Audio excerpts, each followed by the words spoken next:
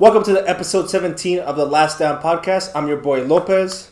I'm your boy Anguiano. We got a lot to cover this week. We got a lot to cover from last week. There's a lot of significant news, a lot of injuries, but more specifically, a lot of preseason going on right now. And so I want to start it off with one preseason news that was like kind of significant in the realm of fantasy, and that's the injury of Jackson Smith-Njigba. Yeah, I mean, JSN getting hurt is a big deal for fantasy, but in the grand scheme of things, it doesn't seem like it's too serious. So maybe he'll be back. Personally, I think he's still going to miss a game or two. They say he might be back week 1, but I just feel like maybe 1 or 2 weeks because week 1 against us, they don't need him to beat us. You know, my Rams, they don't need him.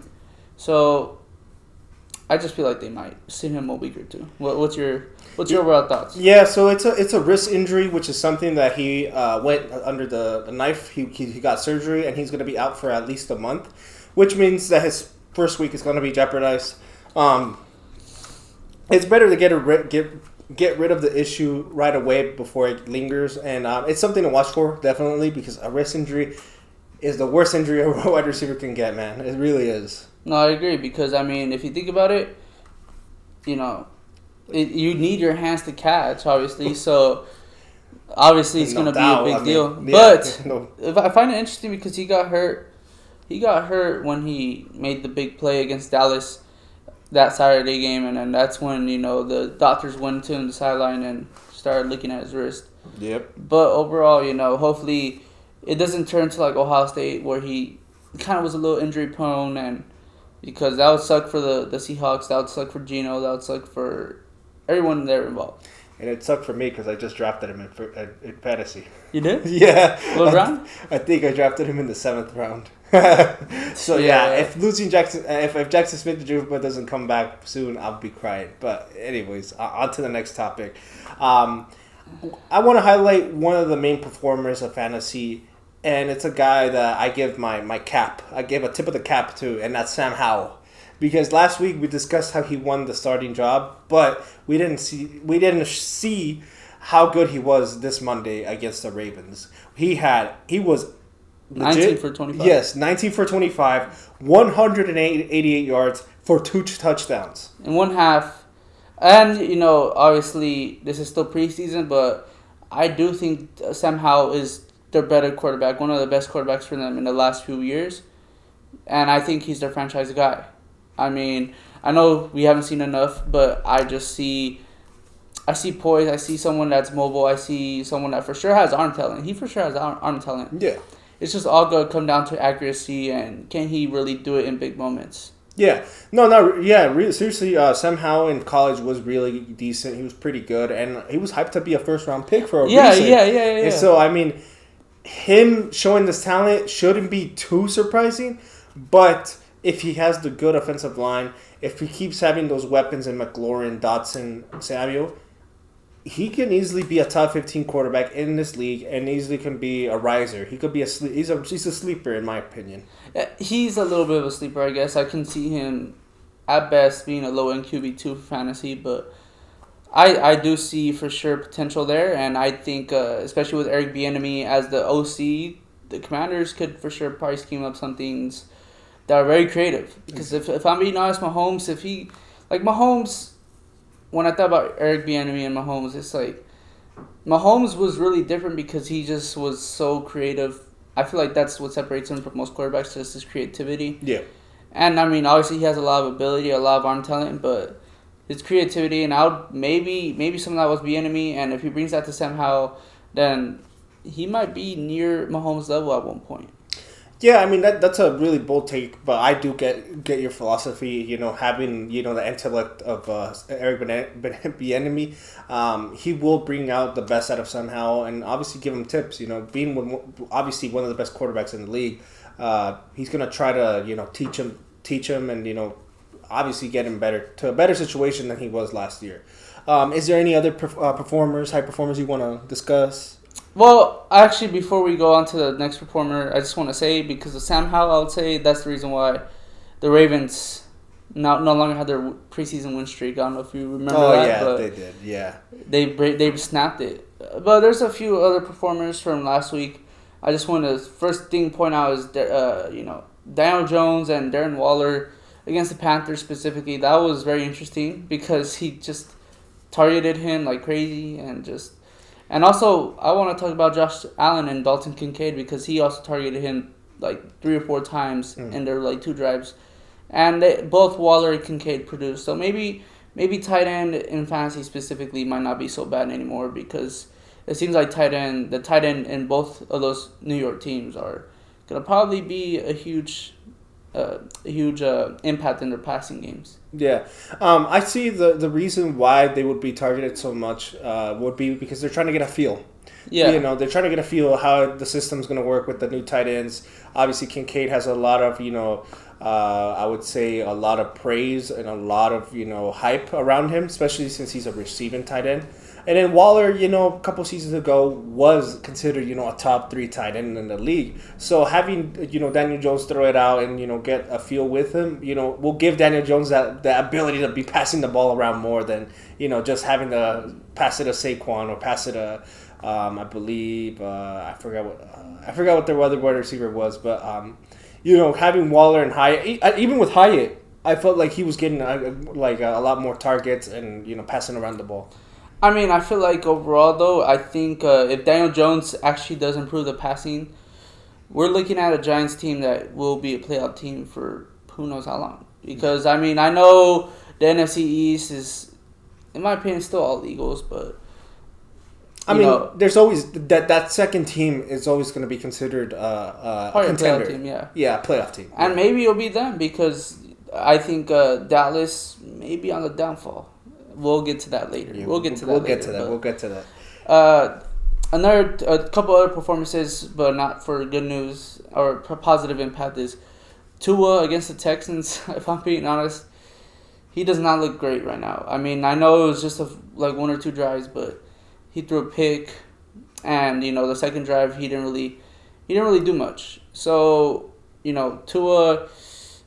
If I'm being honest, I feel like Tua is just really carried by his weapons. I don't think I know he's a winning quarterback, whatever, but just the eye test to me makes me feel like Tua shouldn't be a franchise guy. I know might be a lot right now, but I just don't. I don't know. I don't like what I saw from Tua. Yeah, I mean, I actually did see the highlights for the Tua, and yeah, it was tough. It was tough to see. But it's just preseason again.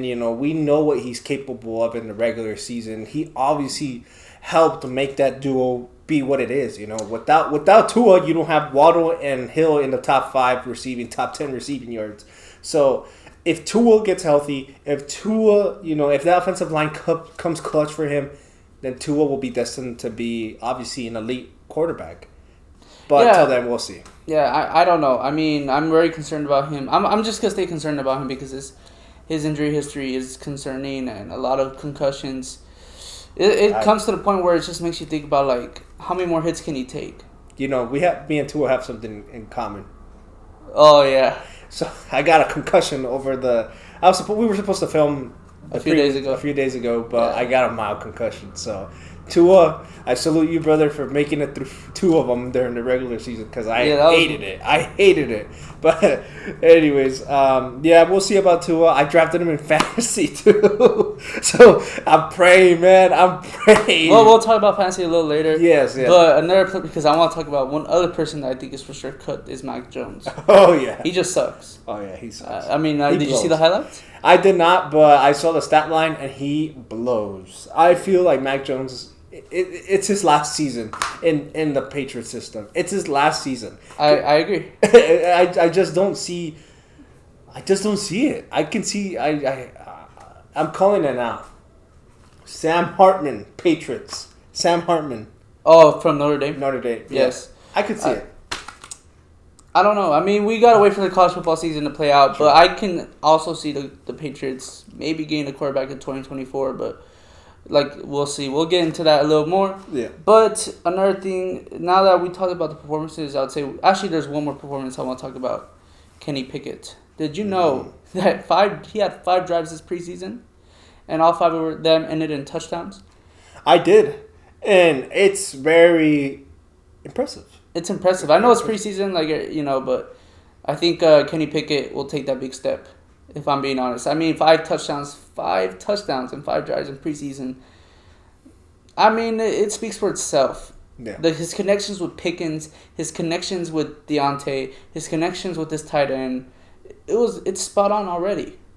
So, and that's all he needs. He just really needs 3 or 4 weapons to be spot on with, because it's very clear that Kenny Pickett could already be the franchise guy. I know no regular season games have been played yet, but I think he's already that guy.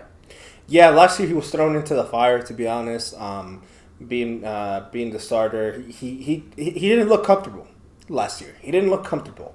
There was always those little bright spots where I saw, like, okay, he is that guy for Pittsburgh. But just seeing him, on those 5 drives for the Pittsburgh Steelers in this preseason really shows me a lot more experience, a lot more, I would say, just, the owner of an offense. Yeah, he was comfortable. And obviously he was having good connections with Pickens and Pat. And so if that whole mesh, continues having that great connection, I just see the Steelers making it out for the playoffs. If it's the last spot, it's the last spot. But the Steelers are a team to look at for sure. Yep, I think the Steelers, the more and more as I'm watching them, and there's also another person we'll talk about is, I forgot his first name, but his last name is Herbig. Mm-hmm. And I've been seeing a lot of people talk about him too. He got drafted in day 3 this year. Really? And he's been impacting games. He impacted pretty much every single preseason game. He had 4 or 5 sacks. Oh wow! I forgot how many. For the 4 or 5, yeah. Oh wow! And he was playing in the starts of the game, so he's already maybe the next guy that's gonna help with Watt. Yeah. I feel like the Steelers really are a 10-win team, at least. I can't believe I'm saying this, but I think the Steelers are a 10-win team, and I know it's preseason, but. Yeah. Yeah. No. Yeah. I mean, if the whole team comes together and they're all on the same page, they stay healthy. Watt stays healthy. They can take the next step and obviously make the playoffs. Mike Tomlin is obviously one of the best coaches of the recent histories, and having him lead the team is what better way. What better way? I mean, think about it. Like he got 9 wins with Ben Roethlisberger being ass. Yeah. He got 9 wins last year with horrible instability at quarterback. So of course Mike Tomlin has them ready, bro. Yeah. He brought them Black Force energies. He's about that. He brought them Black Air Forces last year, so he's about that for real. Yeah, the Steelers are definitely going to be a fun team to watch, and I can't wait. I really can't wait. I hope they beat SF Week 1. I actually think they could.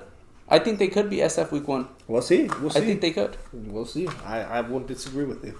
And now on to more of the real news, the news that have been happening. I'm going to touch on the lighter news first, the JT stuff. Well, it's still heavy news, but yeah. JT officially can get traded now. They pretty much said, look, you can go look and you can go explore, but we need value out of you. Yeah. Now, I understand where this is all coming from, but I think, it's the right thing to do in the sense of letting JT look for a trade. Because JT does not deserve to play for an organization with an owner that talks the way he talks about him. So, I don't know. I mean, what do you think? Well, to be honest, it's the best spot. It's the best possibility for Jonathan Taylor. The Colts are giving him that leeway.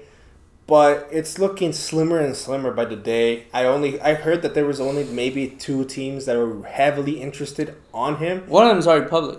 Really? Who was it? The Dolphins. Oh, I did not know that, but that doesn't surprise me at all. That doesn't surprise me at all.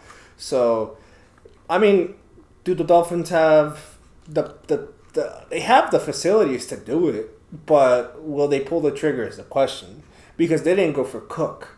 So, it's just, I don't know. There's a lot of factors that I think when it's with the Dolphins, if they do it, great. They're going to be possible Super Bowl contenders. Possible. But if they don't do it, then it is what it is. It just leaves Jonathan Taylor with no more options to exactly. Go. I don't know who the last possible team it is, but I could see it being someone that I think probably makes sense. But I'm thinking the Philadelphia Eagles. I'm thinking the Philadelphia Eagles.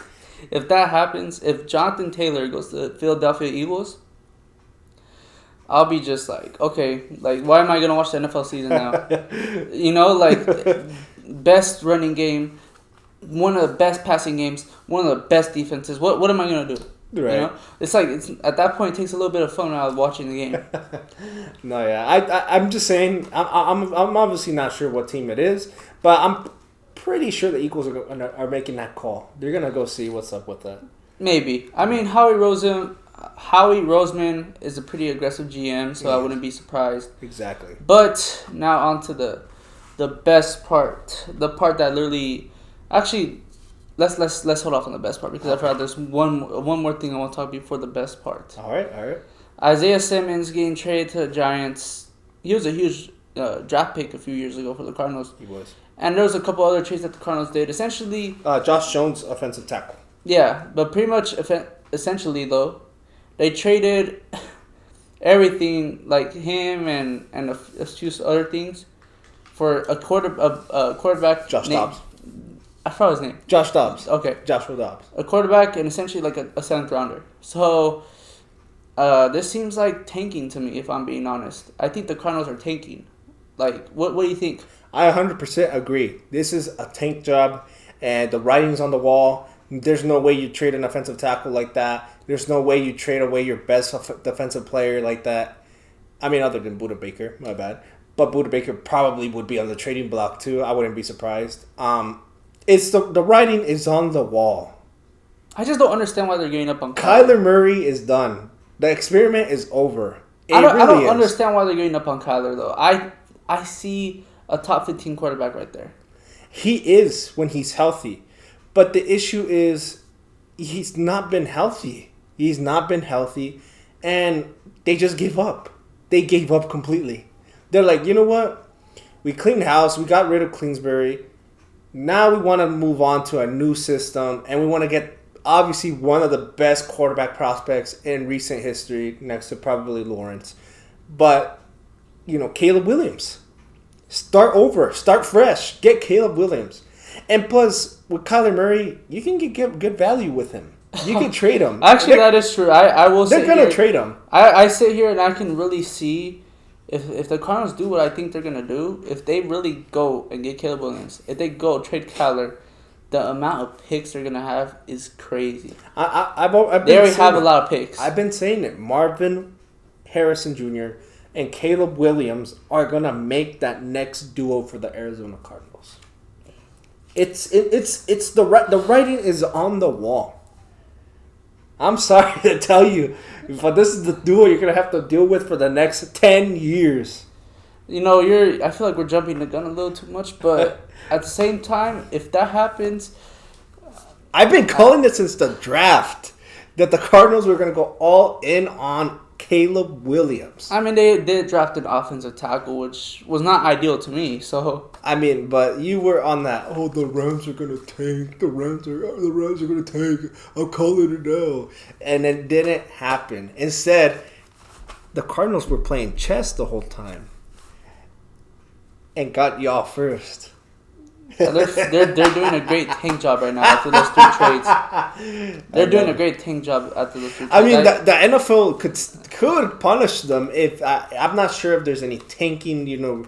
Obviously, rules against tanking, especially how I feel like it would have to be like something so egregious. Yes, it has to be like they completely freaking give up in the fourth quarter or something like that, and it's like obvious that they have the backup throwing it like shit, or throwing it out of bounds all the time. Then yeah, but I mean, it's obvious. It's obvious. I'm sorry. Nah, at this point, I am getting more convinced that he's gonna be a Buccaneer or a Cardinal freak. And if Caleb Williams ends up in my division, I'm almost gonna cry. I'm almost gonna contemplate switching teams. Dang, what am I supposed to do now? My team. Nah, I wouldn't switch on my team, but the best LA team. They need. If they win a Super Bowl, maybe we can talk about that. But they haven't won shit. Anyways, they haven't won anything. All right, let's get back on track. For real. All right, but now to the better part. This is even better. This happened today. Trey Lance to the Dallas Cowboys. He went to the America's team. Trey Lance. Is he going to take over Dak's spot? That's really what I want to know. He's not. He's not right away. But he might. I agree because there's no way in hell. I feel like Dak Prescott is at that point where the team's obviously like impatient. They're like, look, man, we have a good defense every year. We have good weapons every year. And you always choke in the playoffs. Yep. So, of course, it kind of makes sense.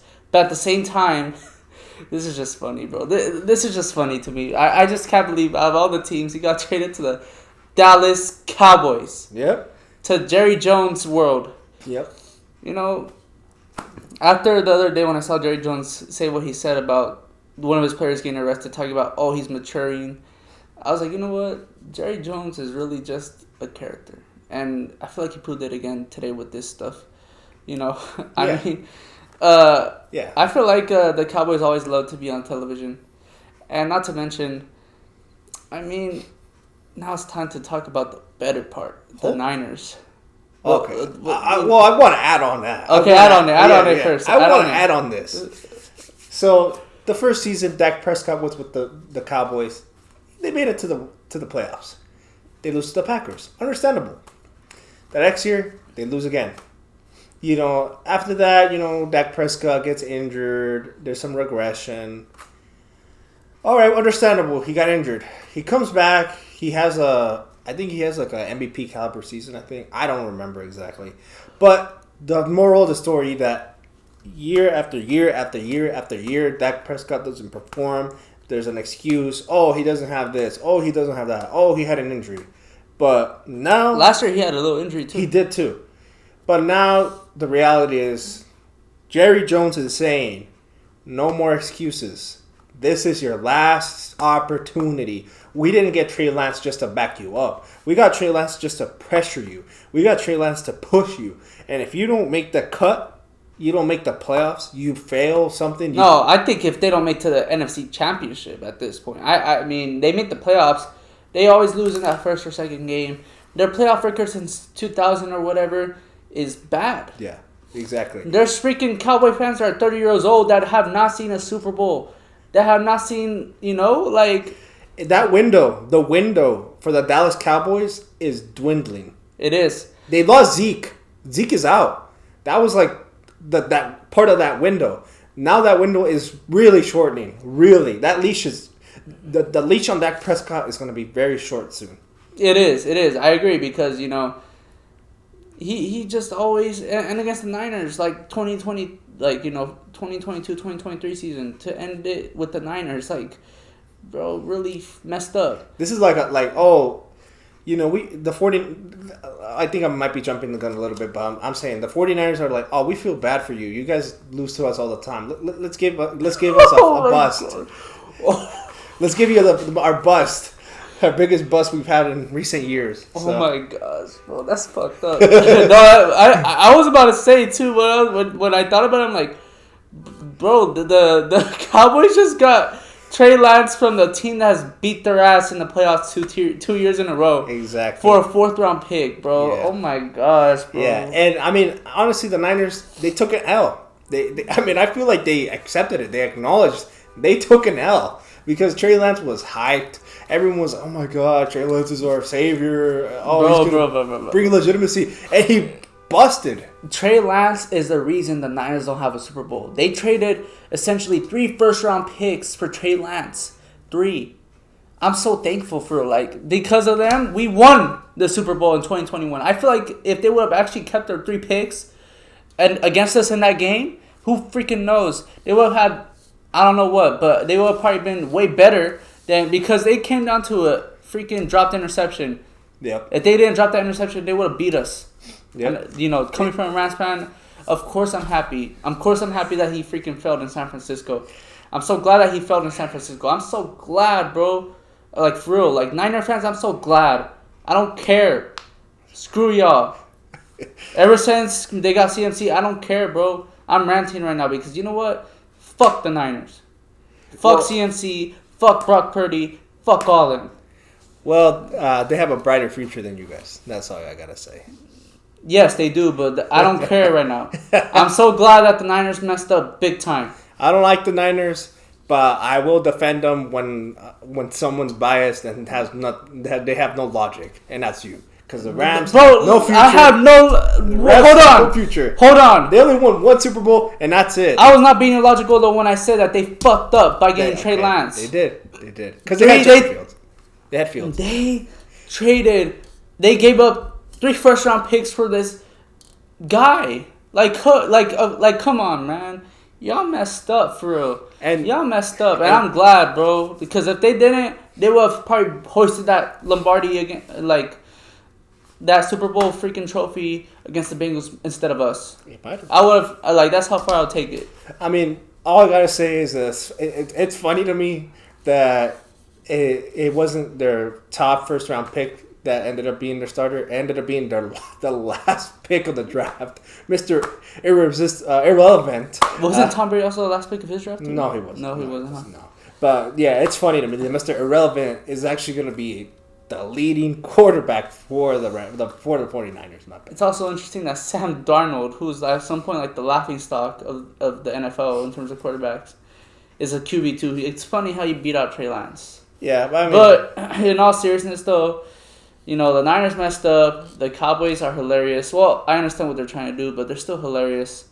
And it's just fun. It's just fun when two teams that are well hated do something like this. Imagine the two fan bases here in Southern California right now. They're probably like, what the hell happened today?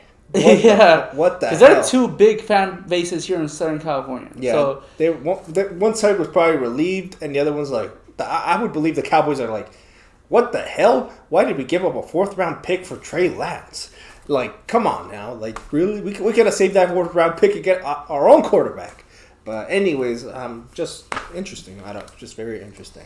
I think this was the best part. This is probably like the best moments I've ever had in this episode, and like all the stuff we filmed, because this was so it's crazy. This was probably like the climax of everything that's happened this offseason. Just Trey Lance getting traded to the Cowboys. It's a big surprise. It's a big surprise to end it off the offseason, to be honest. Yeah.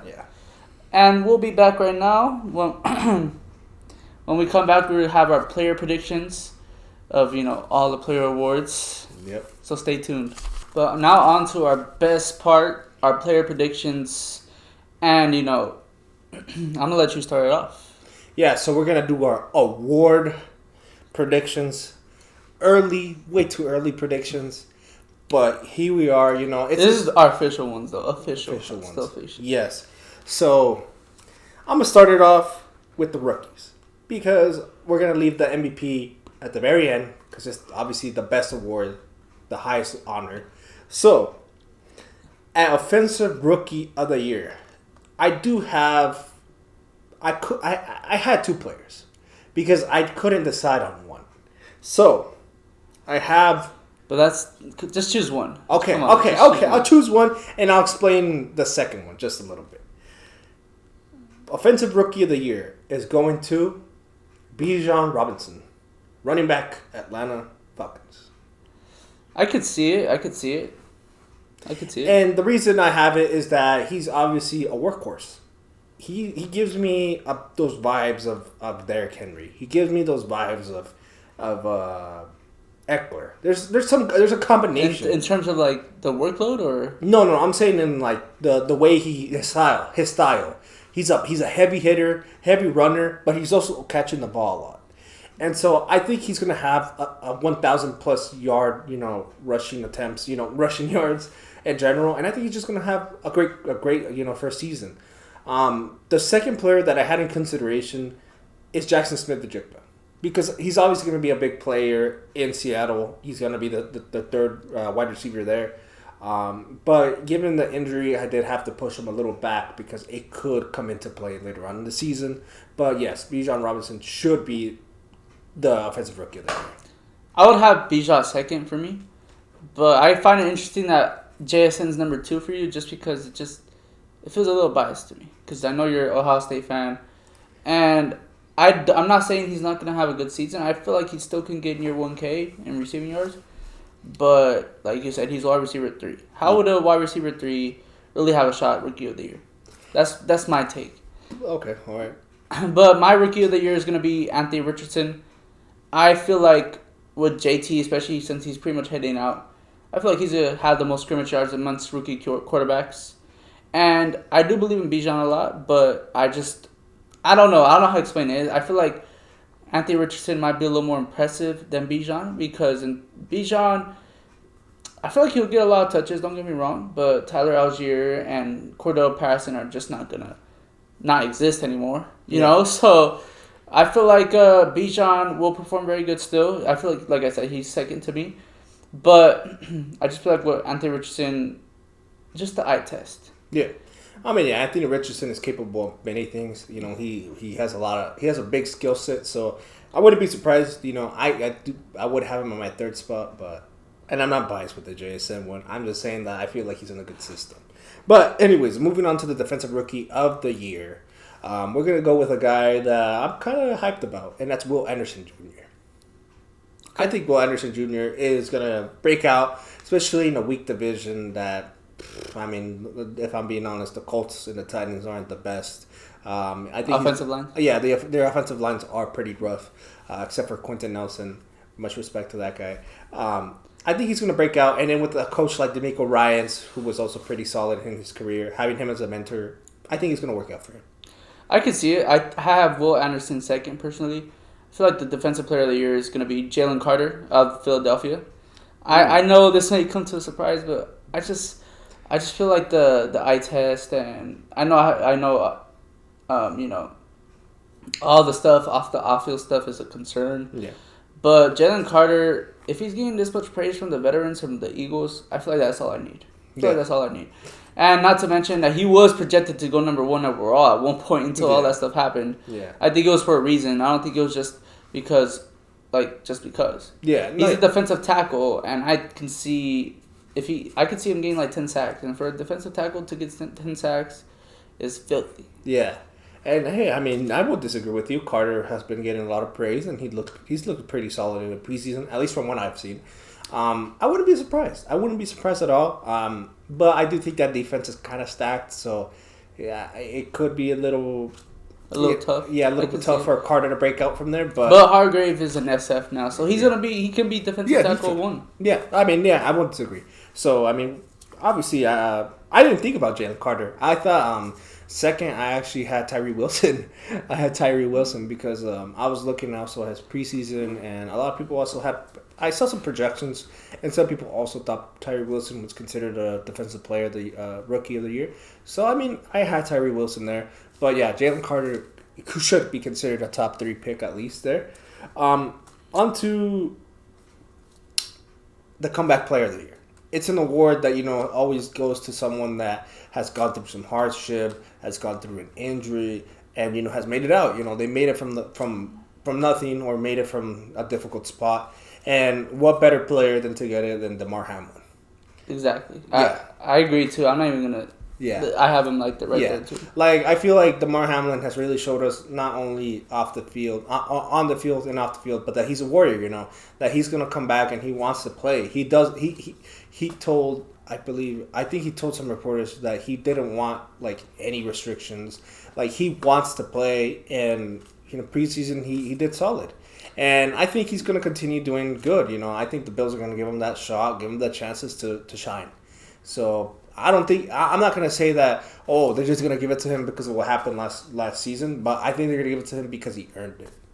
It's crazy to think about how DeMar Hamlin pretty much almost died in front of millions of people watching, and to really sit there and see that he's pretty much about to play again and potentially be the starting safety. I think he's a safety, so starting safety.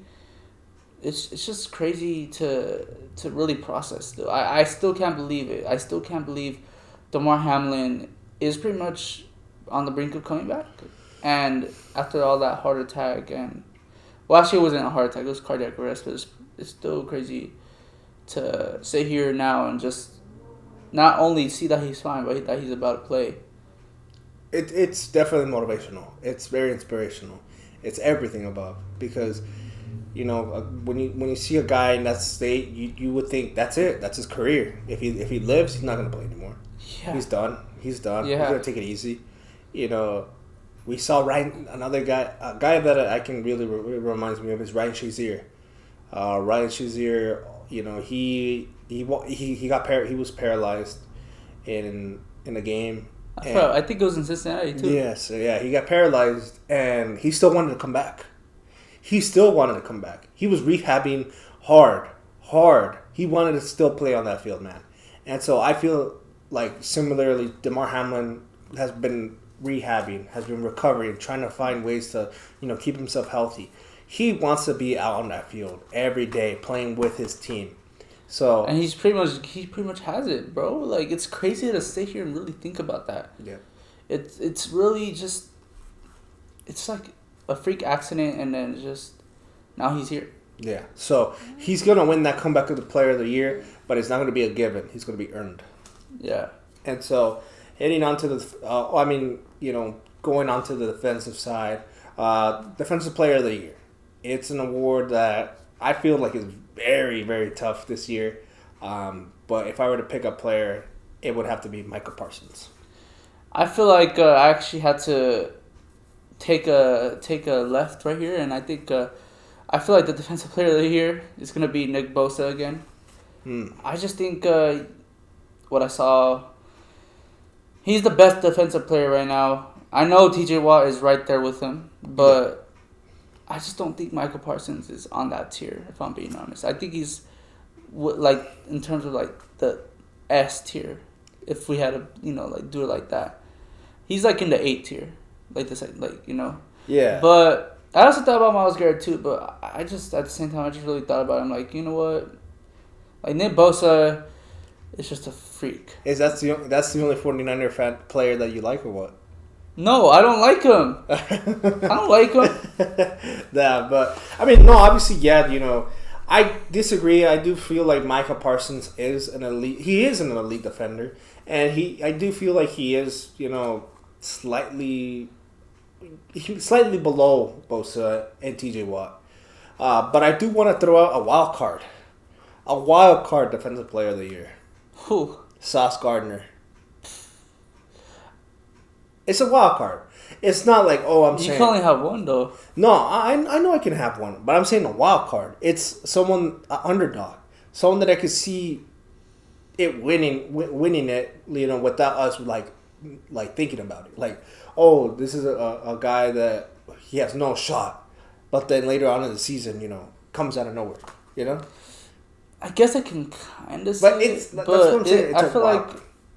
I think Sauce Gardner is one of the very good corners already in the game, but I feel like the person that has a better chance at that is Pat Surtain, if we want to hit that position. But, nevertheless, I just think Nick Bosa is just going to win it again. Some people have won it multiple times, and I think Nick Bosa is very capable of doing that.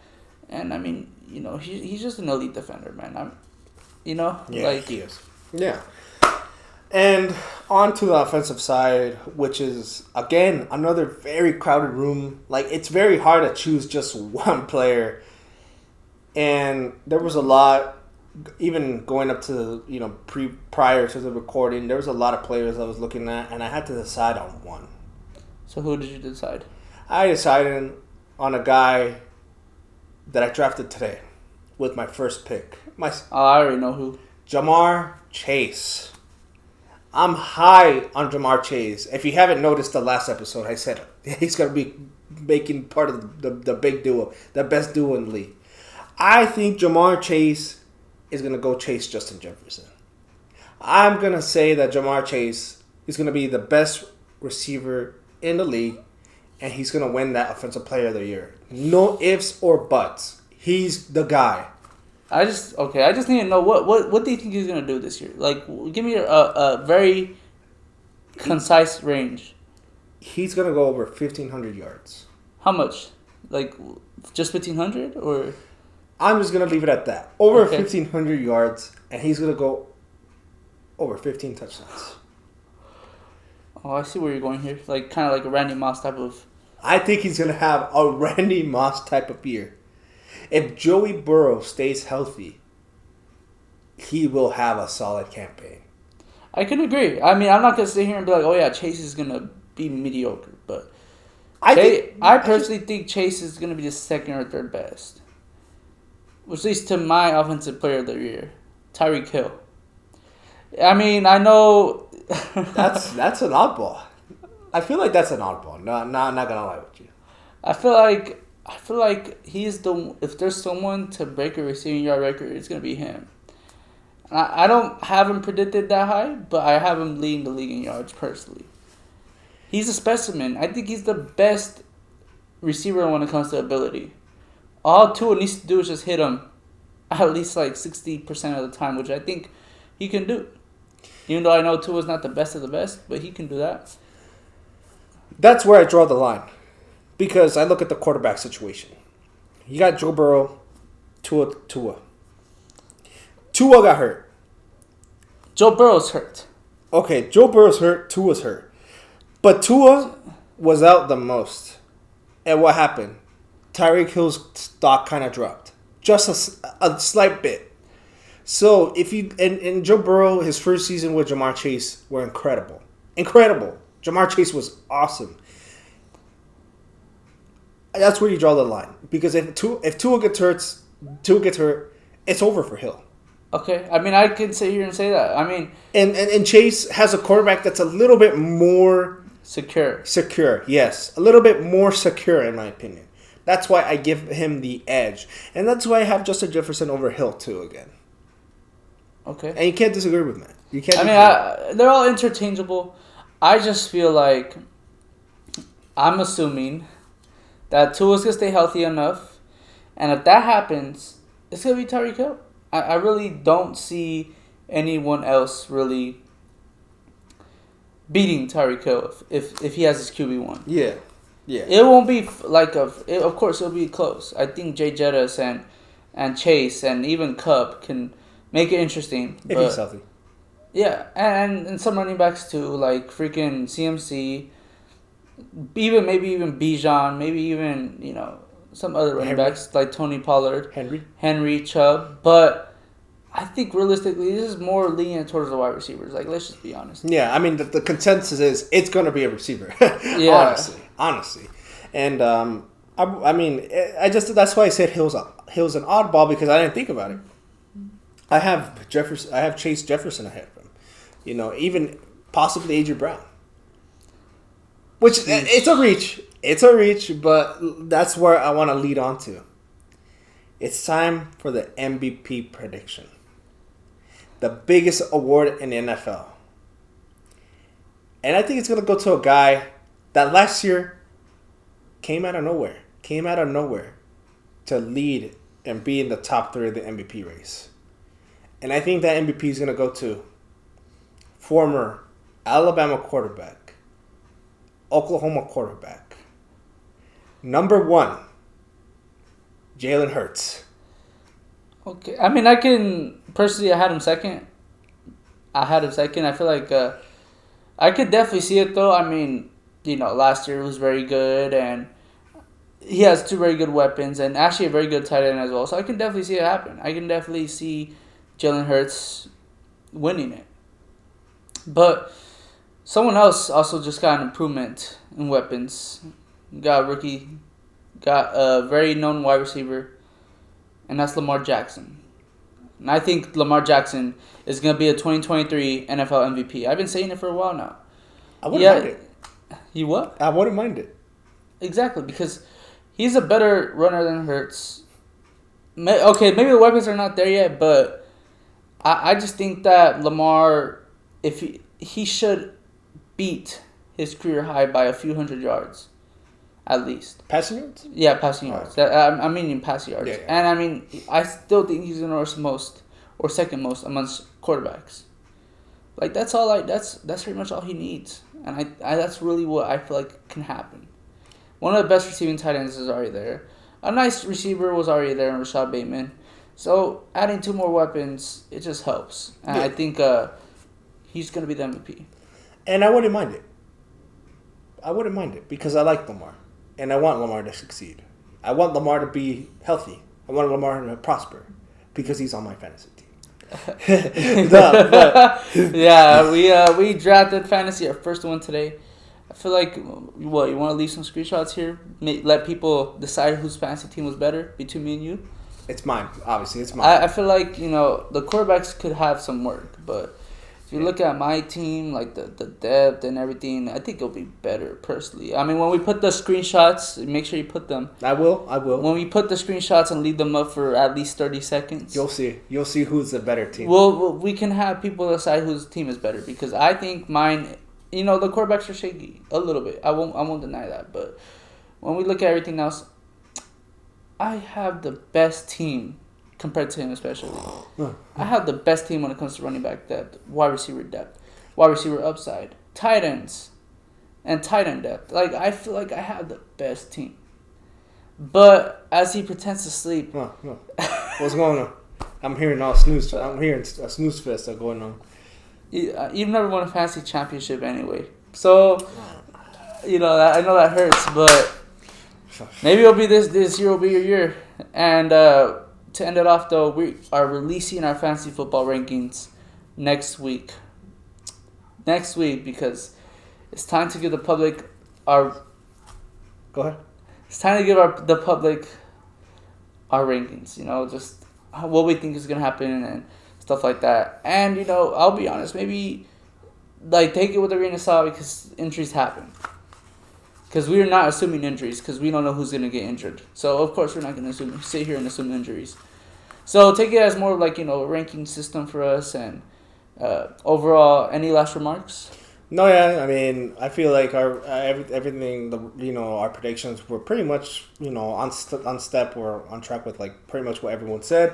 And yeah, I mean, fantasy is it really is upon us. Today we drafted, so it's like. And we have 2 more drafts, but that will be for the next episode. Yeah, but yeah, we're gonna continue talking about this. We're gonna be, leading up to, the actual season, and it feels great to be finally discussing football. Finally, our first season that we could finally talk about football with this podcast. We were talking since since off season started. So now to finally get started on actual good season, hey man, it's good. It feels good. It feels good to me. And I can't wait for college football too. Starts this weekend. USC especially, I'm a USC fan. We're USC fans. At least that's something we can agree on. Yeah. But the last time, and this is the only time you're going to enjoy Caleb Williams. Bro. He's going to AZ, baby. I'm gonna just enjoy Caleb Williams' play for the next few months. I'm not really gonna think about which team he's gonna go to till January. So nevertheless, thank you guys for watching. Like, comment, subscribe. We'll, everything's just starting. Keep watching. We'll catch you later.